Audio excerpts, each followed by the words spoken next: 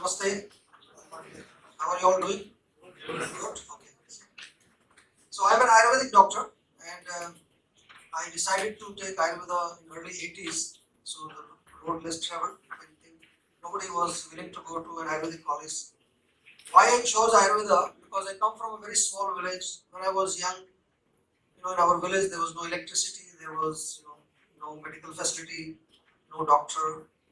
Whenever I was sick, I remember my mother would prepare some kind of concoctions from the herb that were in our kitchen, some spices, sometimes some plants that grow in our fields, and surprisingly it worked. Many times I saw it was very nice. And whenever it didn't work, we didn't have any medical doctor in our village, so my parents would take us to like about a few kilometers we had to walk and go to the nearest town where there was a veggie, some Ayurvedic doctor. He would also give us some herbal powder, some churn or some tablets, some concoctions. So this was my childhood, and I remember one time I had a very strong stomach pain. So my mother tried some home remedies which didn't work. So then I went to a hospital. I was taken to a hospital where I was admitted, and the doctors tried all kind of medication. They gave me painkillers, injections, and different types of all anti-inflammatory and all drugs were given. I was in the hospital for almost 2 weeks, and the pain was not going away. So finally, my father decided to go to the veggie, the Ayurvedic doctor, and he actually gave him a podiya, one powder wrapped in a paper. And my father came to the hospital. He gave me this podiya, this powder with warm water, and I think in 3-4 hours it worked. I had a series of loose motions. My stomach was clear, and whatever garbage was there in my stomach, it was out. So I felt good. Pain was gone. So that's how I was connected with Ayurveda from a very early childhood. But then when I went to the school, I was disconnected from Ayurveda because I went to a boarding school, a sports school in Haryana, where for 6 years I was learning all the modern education, the modern lifestyle. After school, I didn't know what to do. My two brothers, they are engineers, one of them an MTech from IIT Delhi, and after doing his MTech, he went to US, he was doing a job there. So I thought, let me also do engineering so I can go to America after finishing my degree. So I joined an engineering college in Kerala. Kerala, is the land of Ayurveda. So again, somehow I reconnected with Ayurveda. And at that point, a very interesting thing happened. That was the turning point in my life.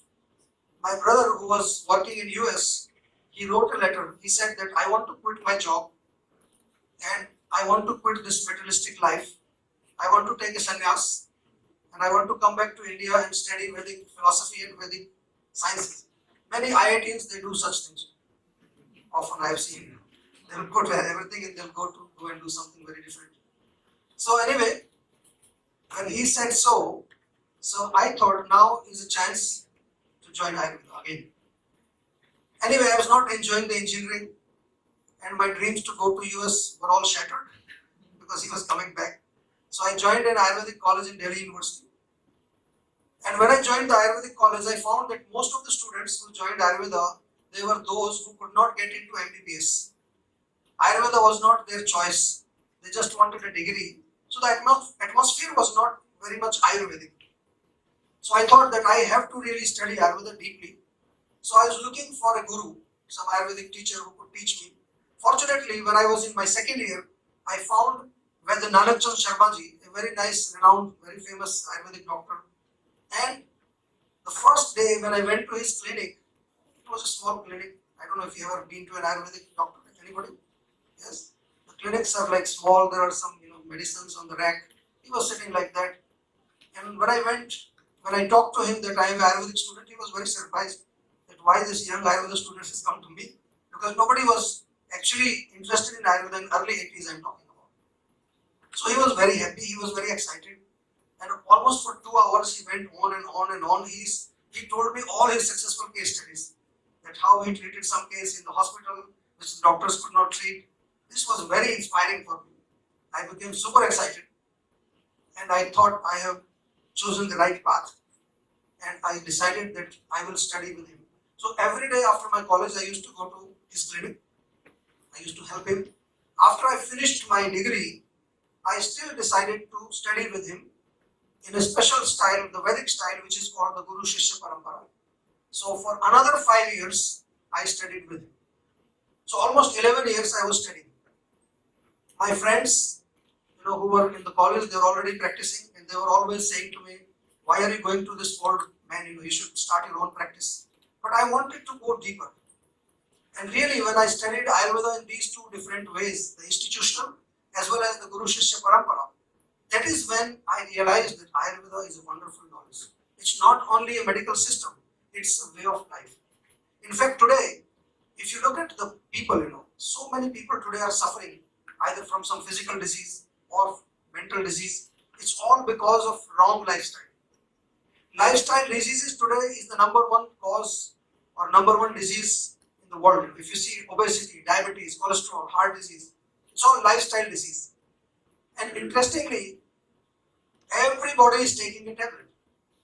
Now just think, if you have a little intelligence, I'm sure you're all intelligent people sitting here. If the cause of the disease is wrong lifestyle, why should I take a tablet? I should fix my lifestyle, right? This is what I learned. And even in our classical textbooks, it is very clearly described that the root cause of our suffering is pragya parad. I would like all of you must remember this word. It's a very beautiful word. Pragya means intellect, buddhi. Everybody has intelligence? Yes? Anybody without intelligence? So we all have intelligence. But we do an aparad, offense. We are offending our intelligence. So either we misuse it, or we abuse it, or we not use it. There are so many people you might have seen even in your house. They take one antacid in the morning. It's very popular. After 5 minutes, they drink chai or coffee. This is something like you take shower, you come out and you put dust on your body. This is what is meant by pragya parad. So many people. Imagine you have a neighbor who has a bicycle and he goes to office on bicycle. And one day the tire is punctured. So what he is doing every day, he fills air in the tire, goes to office. He brings the pump also in the office. In the evening again he fills the air in the tire and comes home. And imagine this person has been doing this for last 10 years. What would you call this person? Crazy. Because he should fix the problem. But I can tell you so many people doing this. Blood pressure, high cholesterol, high sugar. What people are doing? One tablet morning, bring it down. In the evening, one more tablet, bring it down. For so many years, we have never thought what is the cause. Not only this, the so-called modern lifestyle. You look what you're doing, every day what you're doing. The first thing we do when we wake up in the morning, we put a bunch of chemicals on the toothbrush and straight into the mouth. This is what we do, all intelligent people. Then there is coffee or tea. Then there is more chemicals in the hair, especially young people. Many chemicals, styling and gel and highlighting. Chemicals on the body. We have no time for breakfast, so we are in a rush. We pick up some sandwich or something. We eat our lunch in front of desk. We eat our dinner in front of television. And we are completely, working in artificial lights, in air conditioning. So by the time weekend comes, we are completely exhausted. There's no energy to enjoy.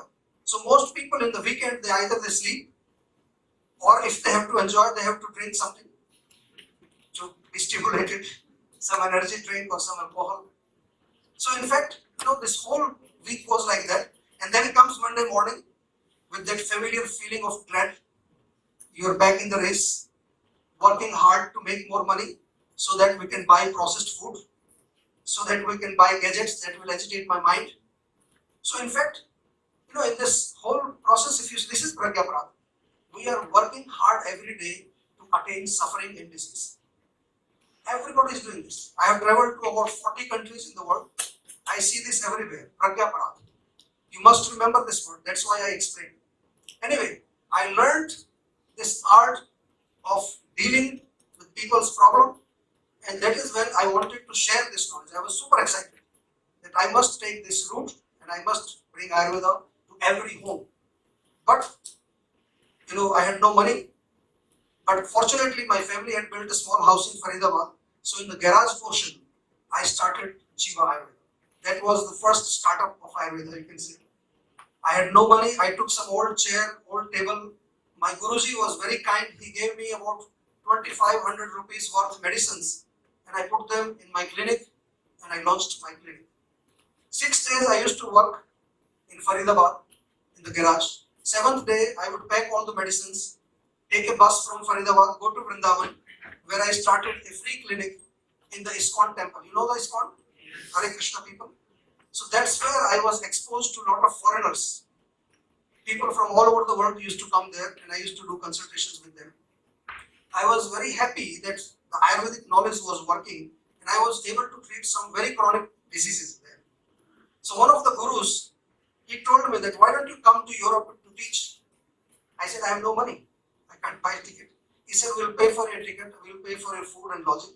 So 1994, in fact, next week, it will be 25 years complete. 4th August 1994, I went to France. I was in France, then England, Sweden, Denmark. That's where I started teaching Ayurveda. And I realized that these people need more Ayurveda than us, because they were suffering more at the mental level, emotional level. And I must tell you that Ayurveda is not only physical treatment science, it also helps us at physical, mental, emotional, social, spiritual, all levels Ayurveda helps. So anyway, when I came back, this is again where I took the road less traveled. Internet was just becoming popular. So I come up with this idea that let me make an Ayurvedic website. It was a very weird idea. Nobody would ever think an Ayurvedic doctor thinking about internet. I learned HTML and all those things to make a web page. 1995, I launched the world's first Ayurvedic website. It became a big news, front page news in Times of India and many other papers, because it was a very catchy story. They said, now Chyawanprash goes online, something like that. They were writing. Anyway, so the idea from here, many people started asking me questions. And I thought, can I do consultations without seeing the patient? Because in Ayurveda, normally we check the nadi, the pulse. But in our Shastra, in our classical books, there is also mention of a very interesting thing. It is called the Duta nadi. Duta means messenger. That means in the ancient times also, there used to be situations when the patient could not go to the doctor. So the messenger will go and the messenger will bring the information.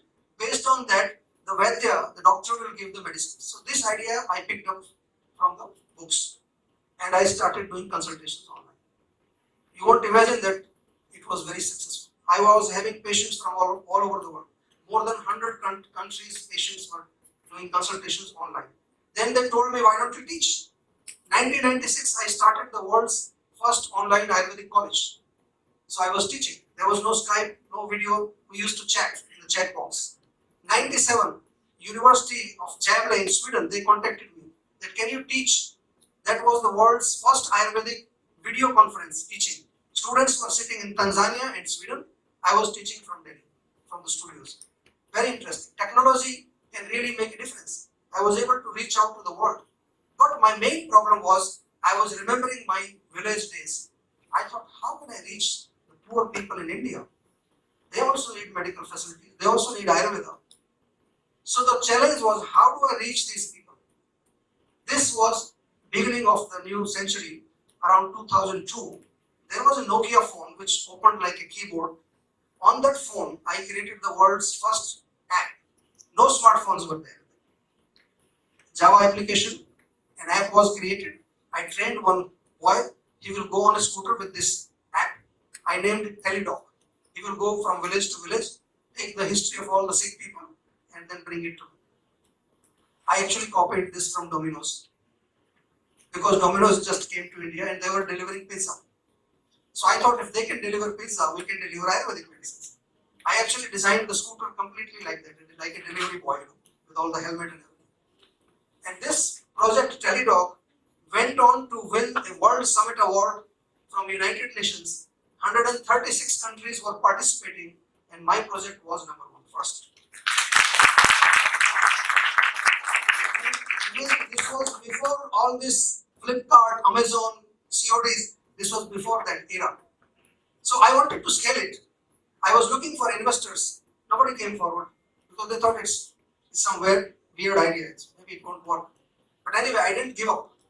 In 2006, I borrowed some money from some people, some friends, and I actually created a TV show. In the TV show, you might have seen my TV show, now it's coming on many channels. In the TV show, I started talking about Ayurveda, sharing home remedies, giving them solutions, and I flashed a number that if you have any problem, call this number. Mobile phones were popular in that time. Everybody had mobile. So my idea was to put a doctor in everybody's pocket. So people started calling, and then I started hiring doctors. Today, I'm happy to say that we treat every day more than 6,000 patients. There are about 350 Ayurvedic doctors. And recently, we were again published in the Limca Book of Records, 8,000 consultations in one day. This is the record. I opened clinics. Now we have 80 clinics. We are working with the Government of India in the Digital India program. We work with CSC, the Common Service Centers in the village. It's more than 2 lakh villages where people can do consultations through video, through phone. We are also working with Airtel, Vodafone, Doctor on Call. We are working with BharatNet, and this is not all. Because Ayurveda is not only for treatment. You must know that there is something beyond treatment, which is prevention, rejuvenation. 50% of Ayurveda is about rejuvenation, about prevention. So now we have launched the Jiva Health app, which can be downloaded. Anybody can download it. And through the app, we are not only going to get into every home, but we are planning to get into every mobile. Ayurveda in every mobile. This is my new slogan. And I would like all of you to please get connected with Ayurveda, because this is a wonderful knowledge. It's not only a medical system. It will help you to understand what type of body you have. It is very important. Each one is different. Some people are very chubby. Some people are very skinny. They eat 6 times a day. They don't gain weight. Some people, by drinking water, they gain weight. Some people are very fast. Some people are very slow. You have to understand. I always say you must know what type of car you are. Are you a diesel car? Are you a petrol car? So this is what Ayurveda helps. It is very, very important for every person. If you want to become successful in life, whatever you want to do, health is the basis. And health in Ayurveda is not only just physical health, your mental health, especially the young people, your emotional health, and of course, your spiritual health. So I would like that I invite all of you to get connected with Ayurveda, stay healthy and happy. Thank you very much.